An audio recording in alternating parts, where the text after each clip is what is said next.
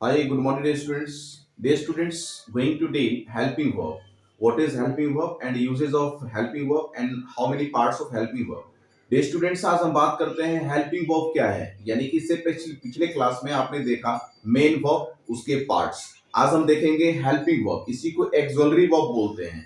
तो ये helping verb sentence में किस तरह से काम करता है इसको हम देखते हैं. बहुत आसान है और आसानी तरीके से हम देखते हैं.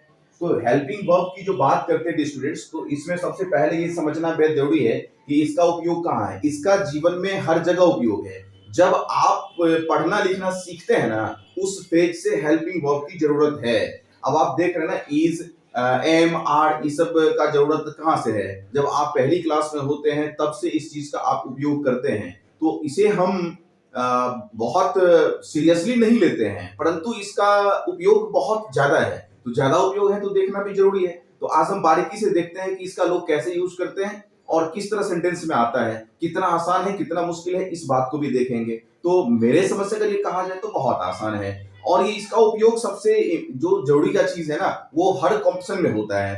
अब आप सीटेट का तैयारी कर रहे हो या केवीएस का या एनवीएस का या आप स्टेट का तैयारी कर रहे हो, तो इस सारे कंपटीशन में ये सब चीज पूछता है. और आप कॉमन एरर्स, वर्ब से रिलेटेड कॉमन एरर्स होता है, तो ये काफी उपयोगी है. यानी कि दूसरे सेक्शन का भी अगर कोई कॉमन एरर्स है ना, तो इस माध्यम से, अगर ये आपका कमांड है इस पे, तो आप इस माध्यम से वो चीज आप फाइंड आउट कर लेंगे. तो डियर स्टूडेंट्स, आज हम देख लेते हैं हेल्पिंग वर्ब. इसका हिंदी होता है सहायक क्रिया, यानी कि ये सहायक क्रिया है.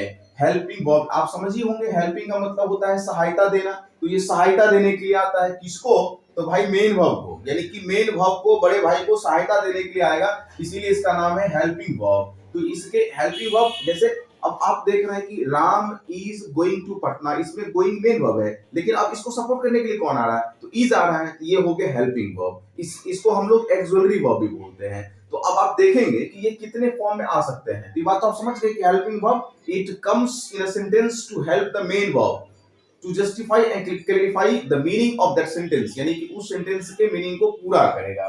तो अब इस कितने फॉर्म में हेल्पिंग वर्ब सेंटेंस में आते हैं, ये चीज हम देख लेते हैं. तो आपको पता है ना कि अगर कोई पूछे आपसे हाउ मेनी हेल्पिंग वर्ब्स, अगर टोटल हेल्पिंग वर्ब्स की बात हम करें, तो ये टोटल हेल्पिंग वर्ब्स जो है ना, ये 28 है. लेकिन किसी किसी बुक में, केपी ठाकुर के बुक में आपको 28 मिल जाएगा, और वो सिन्हा जी का जो है उसमें 24 मिलेगा, और नेस्फील्ड का जो है उसमें भी 28 का चर्चा है.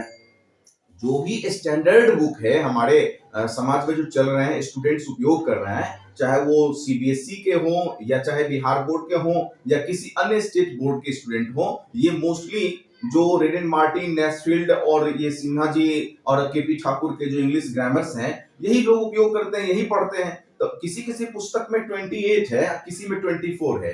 क्यों है? क्योंकि जो चार है ना, ये चार मार्जिनल वर्ब होता है. तो मार्जिनल का मतलब है कि sometimes works as main verb and sometimes works as helping verb. यानी कि ये मार्जिनल इसीलिए बोलते हैं कि दोनों में काम करता है. जब मेन वर्ब में काम करे और हेल्पिंग वर्ब दोनों में काम करे, तो उसे हम मार्जिनल वर्ब कहते हैं. तो वो चार मार्जिनल वर्ब है. तो किसी किसी पुस्तक में कोई कोई राइटर उसको दिखाए नहीं है, जिसके कारण ये इसमें 24 दिखता है, किसी में 28 दिखता है. तो हम भी स्टूडेंट्स बात करते हैं अब ये हेल्पिंग वर्ब के कितने फॉर्म्स हैं. तो ये 28 में क्या क्या है?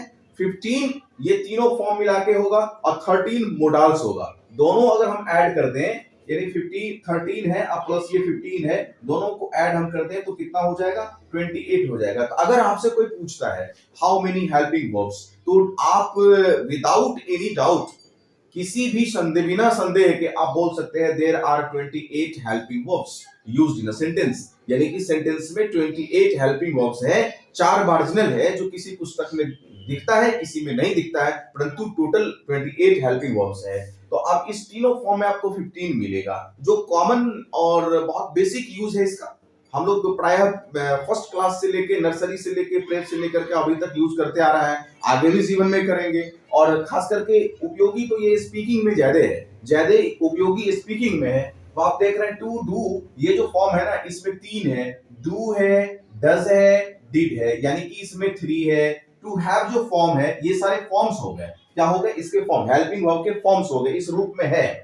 तो इसमें टू हैव वाले में हैव है, हैज है, हैड है, हैविंग है. इसमें कितने हैं 4 हैं। फिर नेक्स्ट हम लोग देखते हैं टू बी में कितने हैं, इसमें 8 होंगे, यानी कि इज है, एम है, आर है, वॉज है, वर्ड है, बी है, बीइंग है, बिन है, यानी कि ये टोटल इसमें 8 है। अब आप देख रहे हैं 8 है, 4 है और इसमें 3 है, यानी कि ये टोटल कितने हो गए 15 हो गए। और इधर कितना, अब ये 15 हो गए हेल्पिंग वर्ब के ये तीनों फॉर्म मिला के। रेस्ट जो बचता है, क्योंकि हेल्पिंग वर्ब के दो पार्ट्स हैं, एक प्राइमरी है दूसरा मोडल्स है, तो ये प्राइमरी इसको हम देख लेते हैं। तो जो फर्स्ट जो पार्ट है प्राइमरी का इसमें 15 है और सेकंड जो पार्ट है मोडाल्स का उसमें 13 है। तो ये नहीं कि 13 और ये 15 दोनों मिला के हम जब ऐड करेंगे ये दोनों को, मोडाल्स 13 है और ये जो प्राइमरी वर्ब है ना इसे प्राइमरी वर्ब कहते हैं, तीनों यानी कि प्राइमरी वर्ब के ये फॉर्म है। तो प्राइमरी वर्ब के फॉर्म 15 है, तो 15 और 13 दोनों मिला के कितने हो गए 28 हो गए। तो इसीलिए हम लोग प्राइमरी और मोडाल्स को जब एक साथ कर देते हैं तो 28 हेल्पिंग वर्ब्स हैं। इसी में 4 मार्जिनल है जो कभी मेन वर्ब का काम करता है, कभी हेल्पिंग वर्ब का काम करता है। परंतु ये है बहुत मजेदार चैप्टर, इसके बिना आपका इंग्लिश अधूरा है। आप बोलेंगे इंग्लिश तो भी इसकी उपयोग है, लिखेंगे तो भी इसकी उपयोग है, बहुत इंपॉर्टेंट है और इसका उपयोग हम लोग बचपन से लेकर बुढ़ापे तक करते हैं। तो हेल्पिंग वर्ब, एक्सॉलरी वर्ब, इसे समझना बेहद जरूरी है। इसे हम लोग सपोर्टिंग वर्ब भी कहते हैं, क्योंकि ये सपोर्ट करने के लिए आता है, इसीलिए सपोर्टिंग वर्ब कहते हैं। इसे हम लोग एक्सॉलरी वर्ब कहते हैं, इसे हेल्पिंग वर्ब कहते हैं इसे। और हम दूसरा इसको हाफ वर्ड कहते हैं, जो बहुत मजेदार चीज है। हाफ वर्ड स्टूडेंट्स इसलिए कहते हैं इसको, अब जो अल्ट्रा मॉडर्न इंग्लिश ग्रामर्स आ रहे हैं ना मार्केट में, उसमें हाफ वर्ड करके है और हाफ ही वर्ड 3 हो गए। और चौथा जो इंपॉर्टेंट वर्ड है इसके लिए नया शब्द है, वो है हाफ वर्ड के बाद है क्लोज्ड क्लास।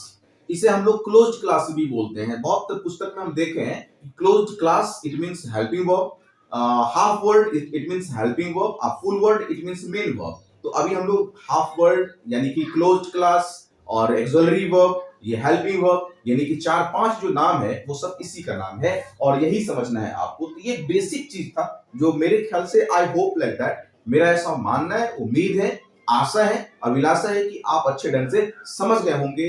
अगर आप समझ गए तो इस चैनल को लाइक कर दीजिए, सब्सक्राइब कर दीजिए, फिर आगे हम किसी अन्य चैप्टर के साथ मिलेंगे। Thank you.